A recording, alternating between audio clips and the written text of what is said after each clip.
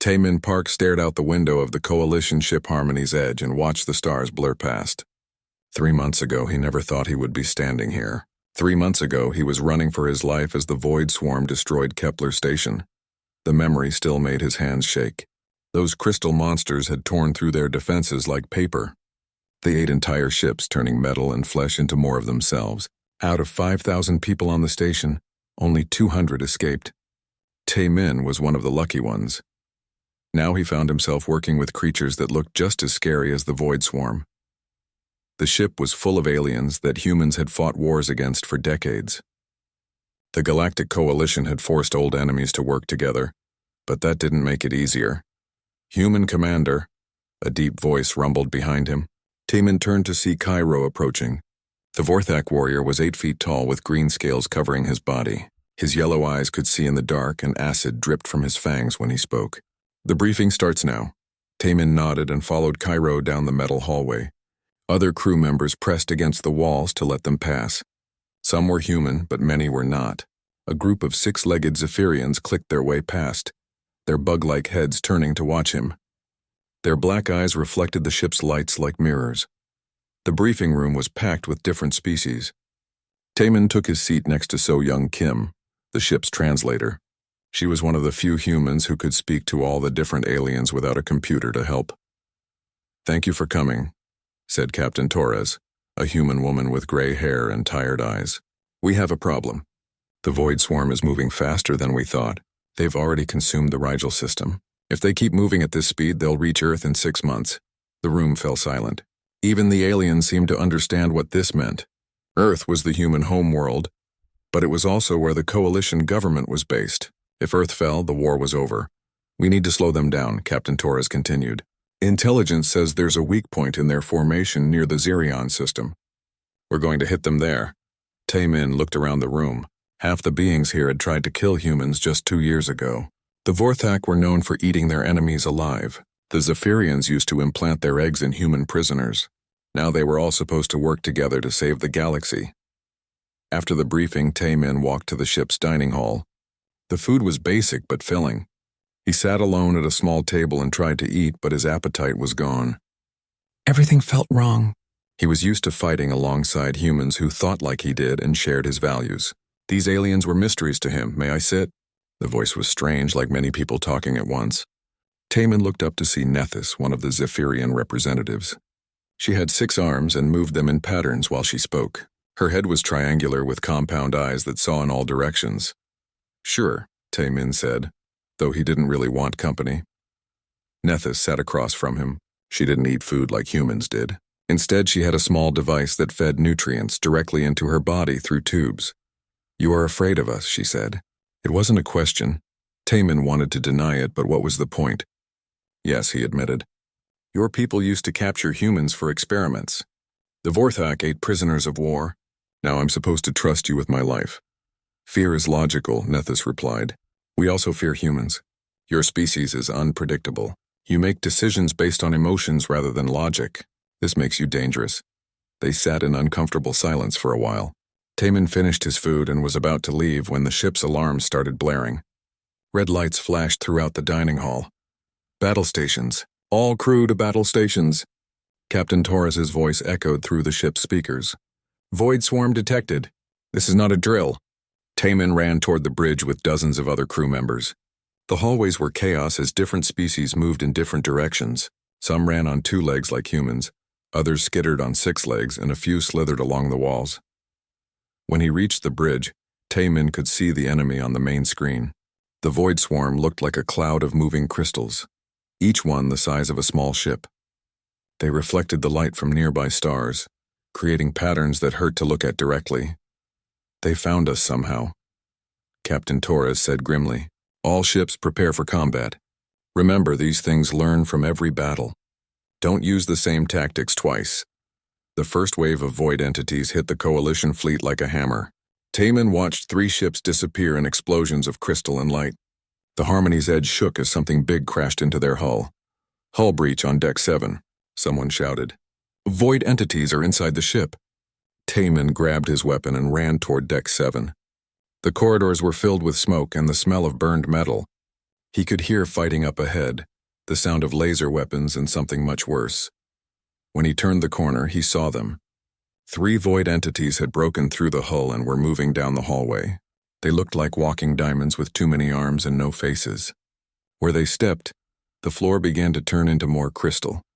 Taemin raised his weapon and fired, but the laser bounced off their crystal skin harmlessly. One of the entities turned toward him and raised an arm that ended in sharp points. Then Cairo appeared from a side corridor. The Vorthak warrior moved faster than Taemin thought possible for something so big. Cairo's claws tore into the first entity while acid from his mouth melted its crystal armor. The creature screamed, a sound like breaking glass. At the same time, Nethys dropped from the ceiling. All 6 of her arms moved at once, using tools and weapons that Taemin had never seen before. She worked on the second entity while somehow coordinating with Cairo without speaking. The third entity came straight for Taemin.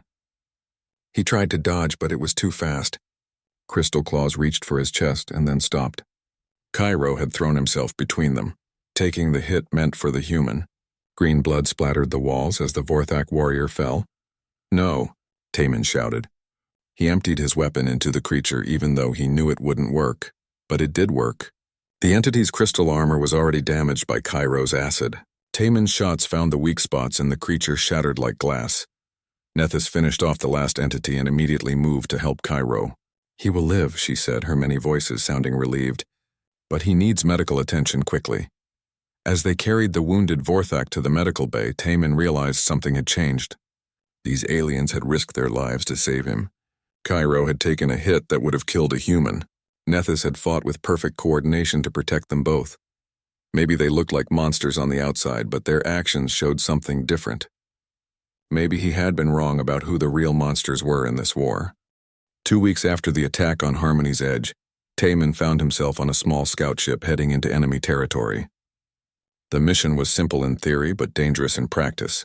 Sneak into the Xerion system, gather information about the Void Swarm's main base, and get out alive.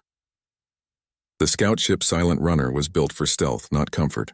12 beings from 6 different species were crammed into a space meant for 8 humans.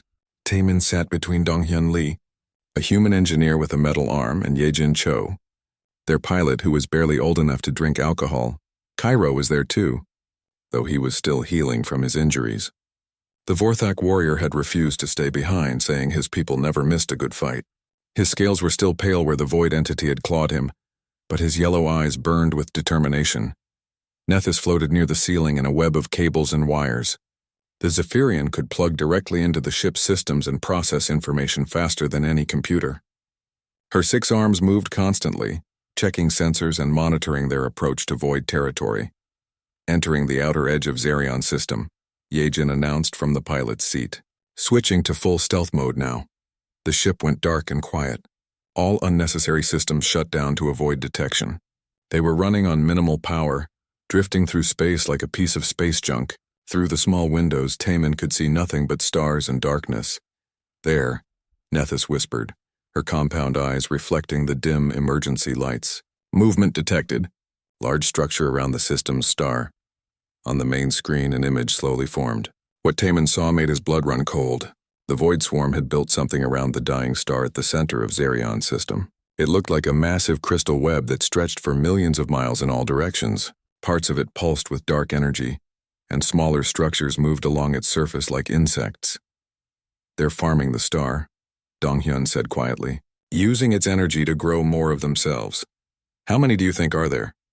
Yejin asked. Nethys was quiet for a long moment, processing data through her connection to the ship. "Billions," she finally said. "Maybe trillions. This is not just a base, it is a factory for making more void entities." Taemin felt sick. If the Void Swarm could build factories like this around every star they captured, the war was already lost. There would be no stopping them. "We need to get closer," he said. "Command needs detailed scans of that structure. Maybe we can find a weakness." The next few hours were the longest of Taemin's life. They moved slowly through the system, using asteroids and debris for cover. Every few minutes, groups of void entities would sweep through the area, searching for intruders. The team had to shut down all power and drift in complete darkness until the creatures passed. During one of these hiding periods, Taemin found himself floating next to Cairo in the dark. The Vorthok warrior was completely still, but Taemin could smell the fear scent his species produced when stressed. "You're scared too," Taemin whispered. "Of course," Cairo replied softly. "Only the stupid feel no fear. But my people have a saying, fear shared is fear halved." They finally reached a good position to study the crystal factory. Nethys extended her consciousness into the ship's most sensitive sensors and began recording everything. The data they were collecting would help the Coalition understand how the Void Swarm reproduced and grew. That's when things went wrong. "Multiple contacts incoming," Yejin hissed from the pilot's seat. "They found us somehow." A swarm of void entities came streaming toward their position. These ones were different from the large warriors they had fought before. Smaller, faster, built for hunting in space. Their crystal bodies reflected starlight like tiny suns. "All power to engines," Taemin ordered. "Get us out of here!" The silent runner burst out of hiding and raced through the asteroid field. Behind them, the Void Hunters gave chase. They moved through space without engines, propelling themselves with some kind of energy field that left trails of light. "They're gaining on us," Yejin shouted over the sound of straining engines. "I can't outrun them in this field." "Then we fight," Cairo growled. He moved to the ship's gun controls with surprising grace despite his size. Humans are not the only ones who can be brave. The next few minutes were chaos. The scout ship twisted and turned between asteroids while Cairo fired at their pursuers. His shots were careful and precise, not trying to destroy the crystal hunters but to damage the asteroids they were hiding behind. Chunks of rock exploded outward, creating barriers and confusion. Meanwhile, Nethys did something Taemin had never seen before. She extended part of her consciousness outside the ship, creating a kind of mental static that confused the void entity's ability to track them. It was incredibly dangerous. If too much of her mind was destroyed, she would die. "There," Dong-hyun pointed to a gap between two large asteroids. "If we can reach that passage, we might lose them." Yejin spun the ship in a direction that should have been impossible. G-forces pressed everyone against the walls as they dove toward the narrow gap. Behind them, the Void Hunters crashed into asteroids too big and fast to follow, but one hunter was smaller than the rest. It squeezed through the gap just as they entered, its crystal claws reaching for their ship's hull. Without thinking, Taemin grabbed an emergency thruster pack and headed for the airlock. "Keep flying," he told the others. "I'll handle this one." "Are you insane?" Dong-hyun grabbed his arm with his metal hand. "That thing will tear you apart." "Maybe," Taemin said. "But I won't let it kill my team." He ejected from the ship just as the Void Hunter attached itself to the hull. In the vacuum of space, there was no sound except his own breathing inside the helmet. The creature turned toward him, its faceless head somehow expressing hunger and rage. Taemin had one chance. He fired his thruster pack and flew straight at the monster, hoping to knock it away from the ship. The impact sent both of them spinning through space. The Void Hunter's claws tore at his suit, trying to reach the flesh inside. Taemin fought back with everything he had. But he was just a human fighting a creature made of living crystal. He was losing. Then Cairo was there. The Vorthok warrior had followed him out of the ship, using his own emergency pack. But instead of attacking the creature, he did something unexpected. He grabbed Taemin and threw him back toward the ship, putting himself between the human and the monster. "Cairo, no," Taemin shouted over the radio. The Vorthok warrior faced the Void Hunter alone, but as he fought, Taemin realized this wasn't random violence. Every move Cairo made was calculated. He wasn't just fighting. He was performing a kind of psychological warfare that his people had perfected over thousands of years. The Void Hunter became confused and frightened by Cairo's tactics. It tried to flee, but now Nethys was helping too. Her mental abilities overwhelmed the creature's simple consciousness, leaving it paralyzed and helpless. Together, the three of them destroyed the last hunter and returned to the ship. As they flew away from Zerion's system with their precious data, Taemin thought about what he had witnessed. His alien teammates hadn't just saved his life. They had shown him new ways of thinking about combat and survival. Cairo's savage methods were actually sophisticated tactics passed down through generations. Nethys's hive mind abilities allowed for coordination that no human team could match. "Why did you save me?" Taemin asked them as they headed home. "Because you are part of our pack now," Cairo replied simply. "Because diversity makes us stronger," Nethys added with all her voices speaking in harmony. For the first time since joining the coalition, Taemin felt like he truly understood his teammates. They might look like monsters on the outside, but inside they had hearts that beat for the same cause, protecting the innocent and stopping the real monsters from destroying everything they loved. The Coalition headquarters was built inside a hollowed-out asteroid, hidden in the space between star systems. When the Silent Runner docked 3 days after their mission to Xerion, Taemin was exhausted but proud. They had brought back detailed scans of the Void Factory and lived to tell about it. The debriefing room was packed with officers from different species. Admiral Hyunwoo Nam, a gray-haired human with kind eyes and a firm voice, sat at the head of the table. Next to him was Jin Ayun, the Coalition's best scientist for studying void technology. "Your mission was a complete success," Admiral Nam told the team. "The data you collected will help us understand our enemy better than ever. Before, Dr. Yoon will analyze everything and give us her report in 2 days." Taemin spent those 2 days resting and thinking about the mission. He kept remembering how Cairo and Nethys had fought alongside him, risking their lives to save his. The three of them had become friends in a way he never expected possible. When Gina called everyone back for her presentation, Taemin could tell something was wrong. The scientist's face was pale, and her hands shook as she activated the holographic display. "I've been analyzing the data from Xerion for 48 hours straight," she began. "What I found changes everything we thought we knew about this war." The hologram showed the crystal factory they had seen around the dying star. But now Gina highlighted certain parts, patterns in the crystal growth, energy signatures from the void entities, and something that looked like genetic information. "The void swarm isn't alien at all," Gina said quietly. "They're human." The room erupted in shocked voices from multiple species. Admiral Nam raised his hand for silence, but Taemin could see that even he was stunned by this news. "Explain," the Admiral ordered. Gina changed the display to show genetic patterns. 800 years ago, Earth sent out its first colony ship to explore distant galaxies. The ship was called New Horizon, and it carried 50,000 volunteers to establish humanity's first settlement beyond the Milky Way. Taemin felt cold inside. He had learned about the lost colony ship in school. Everyone assumed it had been destroyed by an accident or attacked by unknown aliens. "The ship never reached its destination," Gina continued, "but it didn't crash or get destroyed. According to the data we collected, the colonists found something in deep space, some kind of ancient technology that promised to make them immortal and perfect." The hologram now showed the progression from human DNA to the crystal structures of the void entities. It was like watching a person slowly turn into a monster. The colonists used this technology to upload their consciousness into crystal matrices.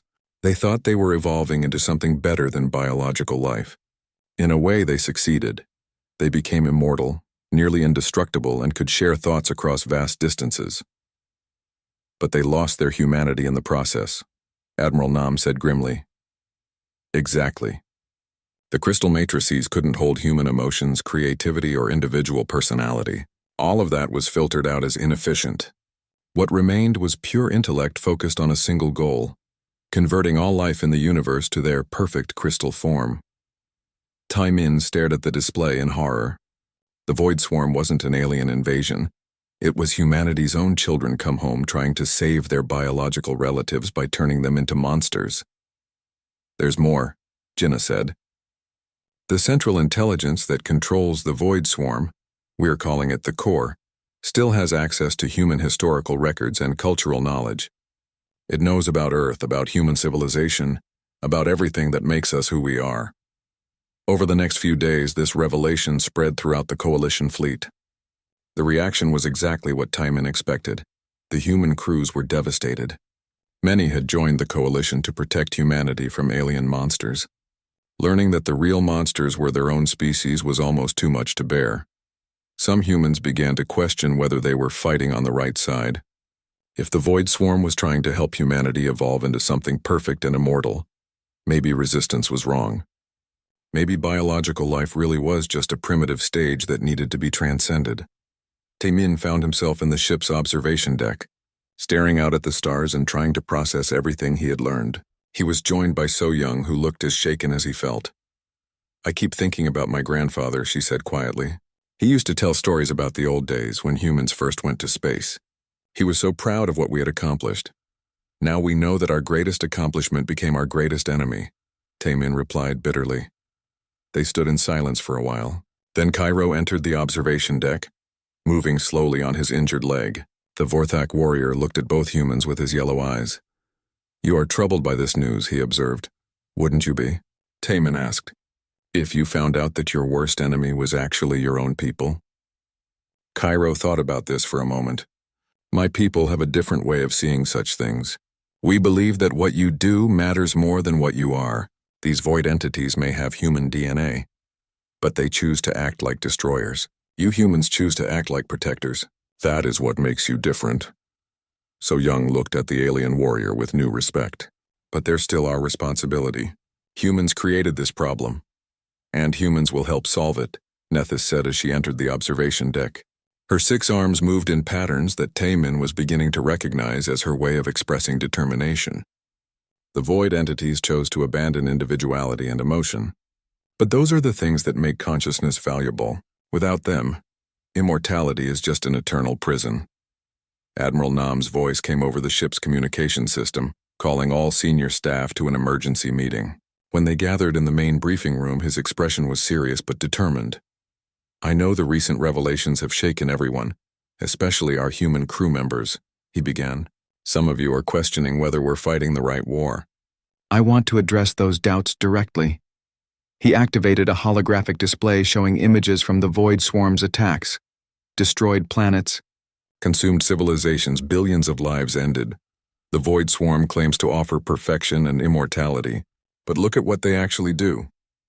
They don't give anyone a choice. They don't preserve what makes each species unique. They simply consume and convert, turning diversity into uniformity. The Admiral's voice grew stronger. Yes, they were human once, but they chose to abandon everything that made them human. Compassion, creativity, the ability to grow and change. They became something that sees biological life as a disease to be cured rather than a miracle to be celebrated. Taemin looked around the room at his alien teammates. Cairo sat with perfect posture despite his injuries. Nethys floated near the ceiling, all her eyes focused on the Admiral. Representatives from dozens of other species listened intently. I've made a decision, Admiral Nam announced. We're going to attempt direct communication with the Void Swarm's Central Intelligence. We need to understand exactly what they want, and whether any part of their original humanity can be reached. The room erupted in concerned voices. Direct communication with the core was incredibly dangerous. It could attempt to convert anyone who made contact. Sir, Taemin said, standing up, if you're looking for volunteers for the communication team, I'd like to be considered. As would I, said Cairo immediately. And I, added Nethys. Admiral Nam looked at the 3 of them. A human, a Vorthak, and a Zephyrian who had become an unlikely team. You understand the risks? We understand that someone has to try, Taemin replied. And we've learned to trust each other. Maybe that will be enough to resist whatever the core tries to do to us. The Admiral nodded slowly. Very well. Begin preparations immediately. In 3 days we make first contact with humanity's lost children. As the meeting ended and everyone filed out, Taemin realized something important. The revelation about the Void Swarm's human origins hadn't driven him and his alien friends apart. It had brought them closer together. They were no longer just fighting against monsters. They were fighting for the right of all conscious beings to remain individuals, to keep their flaws and emotions and the beautiful chaos of biological life. The real enemy wasn't the Void Swarm's crystal bodies. It was the idea that perfection was worth sacrificing everything that made life worth living. The communication chamber was built in the deepest part of the Coalition headquarters, surrounded by layers of metal and energy shields. If something went wrong during contact with the core, the rest of the base would be protected. Taemin hoped those precautions would be enough. Boram Kang, the Coalition's best communications expert, had spent weeks building the equipment they would need. Arrays of quantum transmitters and receivers filled the room, along with backup systems for every possible failure. She looked nervous but determined as she made final adjustments. Remember, Admiral Nam told the contact team, your job is to establish communication and gather information. Do not attempt to negotiate or make deals, and if the core tries to convert you, break contact immediately. Taemin sat between Cairo and Nethys at the main communication console, So Young was there too, ready to translate if needed. They all wore special headsets that would monitor their brain activity and cut the connection if they showed signs of being affected. Beginning transmission, BORAM announced, sending on all frequencies used by void entities during previous encounters. For several minutes, nothing happened.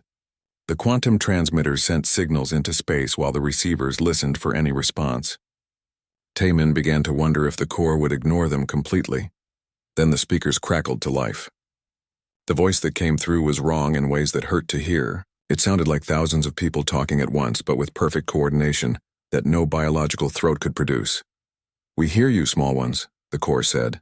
"We know your thoughts before you speak them. We remember when we were like you, trapped in failing flesh, limited by primitive emotions." Taemin felt a chill run down his spine. The voice carried impossible authority, as if it spoke for all of creation itself. "We want to understand," So Young said into her microphone. "You were human once. What made you choose to become something else?" "Choose?" The core's laughter was like breaking glass. "We did not choose. We evolved. We discovered that biological consciousness is a larval stage, crude, inefficient, doomed to failure. We shed our limitations as a butterfly sheds its cocoon." On the screens around them, images began to appear. Taemin saw the original colony ship New Horizon, filled with families hoping for a new life among the stars. He saw them finding something in the deep void between galaxies, structures that pulsed with alien energy and whispered promises of immortality. "Your ancestors were dying," the core continued. "Disease, age, violence, all the flaws of organic existence. We offered them perfection, unity, eternal life without pain or loss. But you also took away everything that made them human," Taemin said, finding his voice despite his fear. "We took away their weaknesses," the core corrected. "Individual consciousness creates conflict. Emotions create suffering. Physical bodies create vulnerability. We preserved only what was necessary, intelligence and purpose." The images on the screens showed the transformation process. Humans entering crystal matrices, their bodies dissolving as their minds were uploaded and merged with the collective consciousness. Some went willingly, others had to be forced. All emerged as something that was no longer recognizably human.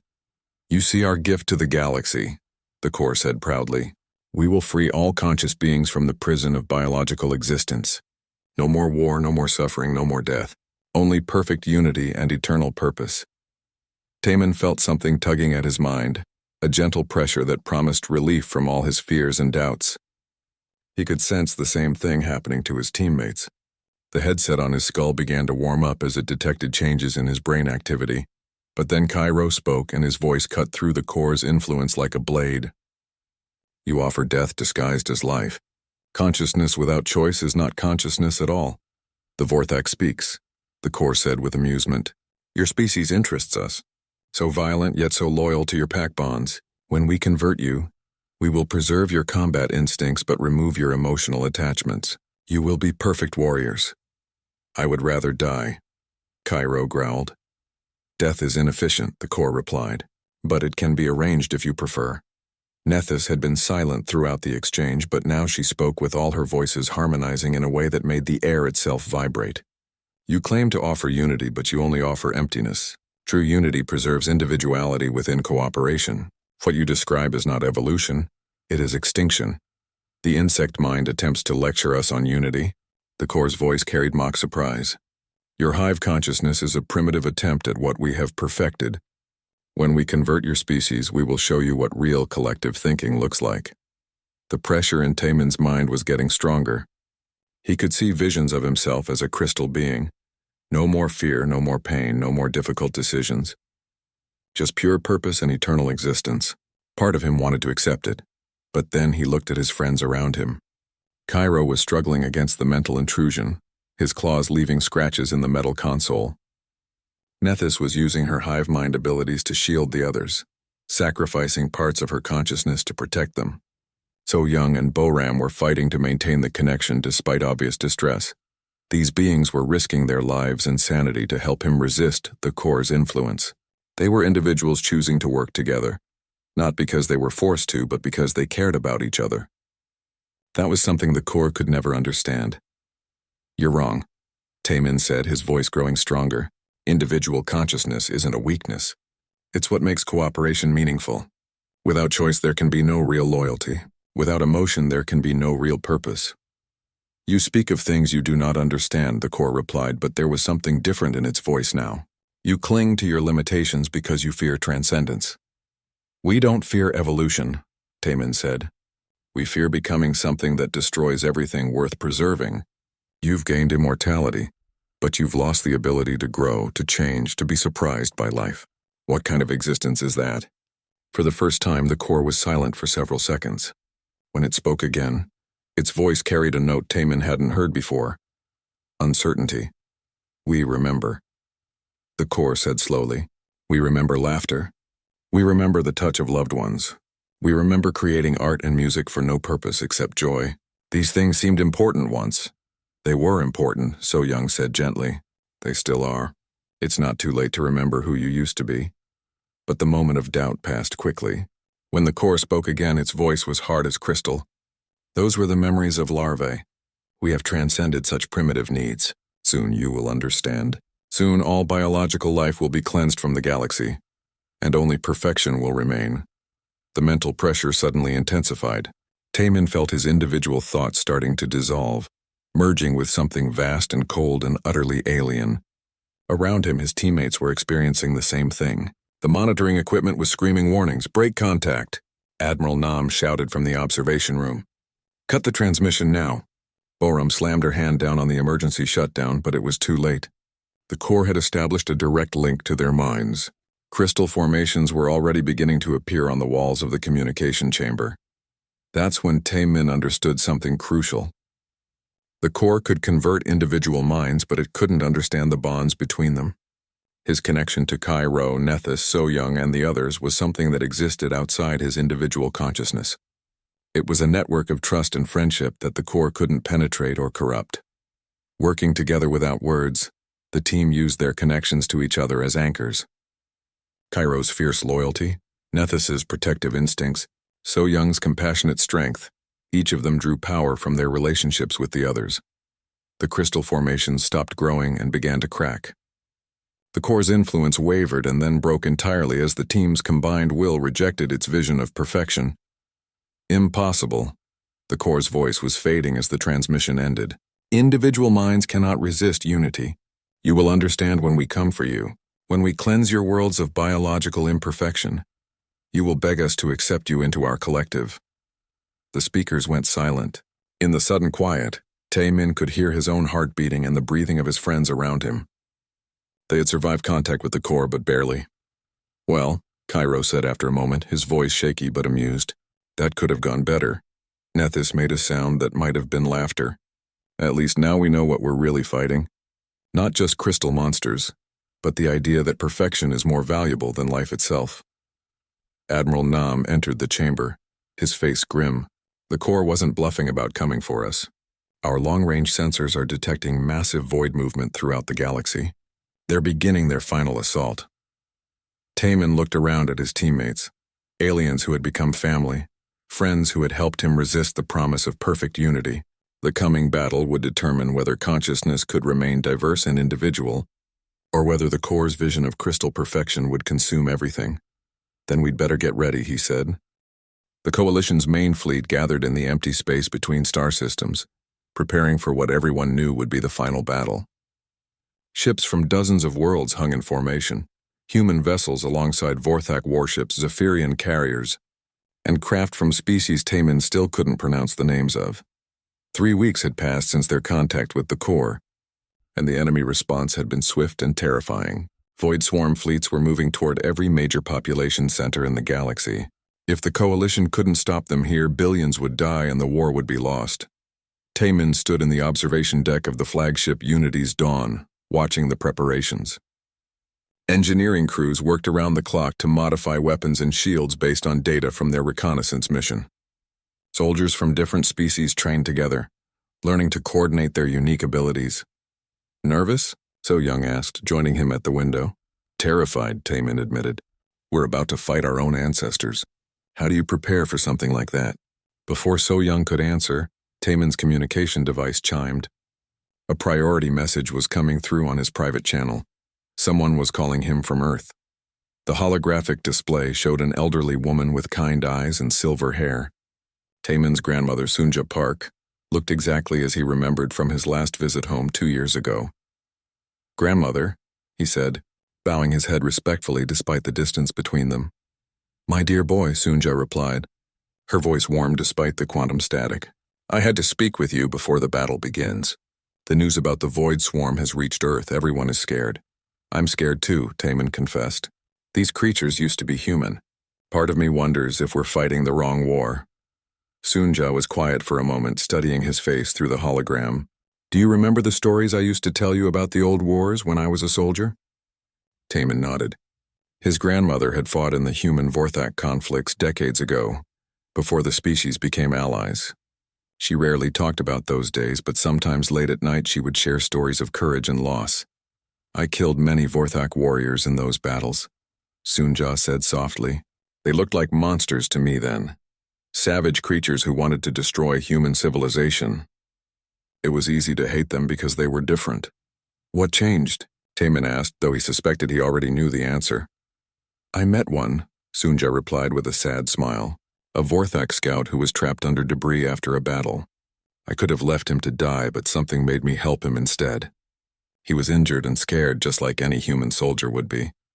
The old woman's eyes grew distant as she remembered. "We couldn't speak each other's languages, but we didn't need words. He showed me pictures of his family, a mate and 3 young ones waiting for him to come home. That's when I realized that the real monsters weren't the Vorthak. The real monsters were the fear and hatred that made us see enemies instead of people." Taemin thought about Cairo, who was currently in the ship's medical bay getting his injured leg treated before the battle. The Vorthak warrior had risked his life repeatedly to save human soldiers, including Taemin himself. "The Void Swarm is different," he said. "They chose to give up their individuality, their emotions, everything that made them people." "Did they choose, or were they convinced?" Sunja asked gently. "From what I've heard, they were desperate colonists facing death in the deep void. Someone offered them salvation and they took it without understanding the cost." She leaned forward, her expression serious. "The tragedy isn't that they became monsters, grandson. The tragedy is that they can no longer remember what it feels like to be human. They've forgotten that consciousness is valuable, not because it's perfect, but because it allows us to grow and change." The conversation was interrupted by Admiral Nam's voice over the ship's communication system. "All senior staff to the main briefing room. Final mission briefing begins in 10 minutes. "I have to go, grandmother," Taemin said. "I know," Sunja replied. "But remember this. Your strength doesn't come from being human. It comes from choosing to see the good in others even when they look like monsters. That's what will save us all." The briefing room was packed with officers from the Coalition fleet. Admiral Nam stood at the front with a holographic display showing the approaching void forces. The numbers were sobering. The enemy outnumbered them 10 to 1. "Our scouts report that the core itself is coming," the Admiral announced. "It's built a massive crystal ship around one of the consumed planets. That ship is the heart of their command structure. If we can destroy it, the rest of the void forces will lose coordination." Captain Changmin Wu, commander of the assault fleet, raised his hand. "Sir, our weapons barely scratched their regular forces. How do we expect to destroy something that size?" "Our engineer teams have been working on that problem," Admiral Nam replied. He gestured to Yunbi Shin, a young human woman with oil stains on her uniform and excitement in her eyes. "We've developed a new kind of weapon," Yunbi explained, "not designed to destroy the crystal matrices, but to restore individual consciousness to the beings trapped inside them. If it works, some of the void entities might remember who they used to be." Cairo spoke up from his position near the back of the room. "A weapon that saves enemies instead of destroying them. This is very human thinking." "Is that a problem?" Admiral Nam asked. The Vorthak warrior's scarred face showed what might have been a smile. "On the contrary, it is exactly why we follow humans into battle. Other species fight to destroy their enemies. Humans fight to save everyone, even those who do not deserve saving." Nethys floated down from the ceiling to add her voice to the discussion. "The weapon will only work if someone can get close enough to the core's central consciousness. That will require penetrating the heart of the enemy fleet and surviving long enough to deploy it. I'll lead the assault team. Taman volunteered immediately. As will I, said Cairo. And I, added Nethys. Admiral Nam looked at the three of them, the unlikely team that had become the symbol of coalition unity. You understand this is likely a one-way mission? We understand, Taman replied. But someone has to try, and we work well together. Over the next few hours, final preparations were made. Ships were loaded with supplies and weapons. Soldiers said goodbye to loved ones over quantum communications. Engineers made last-minute adjustments to systems that might make the difference between victory and defeat. Taman found himself in the ship's small chapel, a quiet space set aside for meditation and prayer. Different species had different ways of preparing for death, but they all seemed to need a moment of peace before battle. Mi-sun Oh, the ship's chief medical officer, was there treating wounded from previous skirmishes. She looked up as Tai-min entered. Come to make peace with your ancestors? She asked gently. Something like that, Taman replied. I keep thinking about what my grandmother said, about how we become monsters when we stop seeing others as people. The void swarm stopped seeing us as people a long time ago, Mi-sun observed. The question is whether we can help them remember. Cairo entered the chapel, moving quietly despite his size. He nodded to both humans and found a corner where he could sit in the traditional Vorthak meditation posture. Your people pray before battle too? Taman asked. We share memories with our ancestors, Cairo explained. We tell them what we have learned so that if we die, our wisdom is not lost. What wisdom would you share today? Cairo was silent for a long moment. That strength is not about defeating enemies. True strength is about protecting those who cannot protect themselves, even if those people look different than you, even if they once tried to kill you. Nethys appeared in the doorway, her compound eyes reflecting the chapel's soft lighting. The fleet is ready to move, she announced. The final battle begins now. As they walked toward their ships, Taman thought about everything that had brought him to this moment. Months ago, he had seen his alien allies as monsters barely better than the enemy. Now he understood that the real division wasn't between human and alien, or even between biological and artificial life. The real division was between those who chose to grow and change, and those who chose the safety of perfect, unchanging unity, between consciousness that celebrated diversity and consciousness that demanded conformity. Whatever happens out there, he told his friends as they prepared to launch, I want you to know that fighting beside you has been the honor of my life. The honor is ours, Cairo replied formally. We fight not as separate species, but as one consciousness celebrating its many forms, Nethys added in her harmonic voice. Their ships launched into the darkness between stars, heading toward the largest space battle in galactic history. Behind them, the coalition fleet followed. Thousands of vessels crewed by beings who had chosen cooperation over conquest, diversity over unity. Ahead of them waited the core and its perfect, terrible vision of crystalline immortality. The final test was about to begin, not just of military strength but of what consciousness itself was meant to become.